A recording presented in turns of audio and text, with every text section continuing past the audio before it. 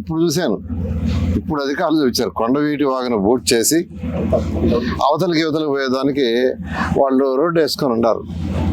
అంటే అప్పుడు నీళ్ళు లేవు కాబట్టి యాక్చువల్గా వాళ్ళు ఆ విధంగా చేసుకున్నారు. అయితే వర్షాలు వచ్చే ముందు అధికారులు దాన్ని తీసేసి ఉండాలి. వర్షాలు వస్తాయని తెలిసి ముందు జాగ్రత్తగా అధికారులు అది తీసి ఉండాలి. అది జరగలేదు. అందువల్ల యాక్చువల్గా ఈ చిన్న ఇబ్బంది వచ్చింది. అంతేగాని అమరావతి మునిగిపోద్ది, అది పోద్ది, ఇది పోద్ది అని అప్రచారం చేయటం తప్పు. ఏదైనా ఉంటే రండి, వచ్చి చూడండి అసలు ఏంది.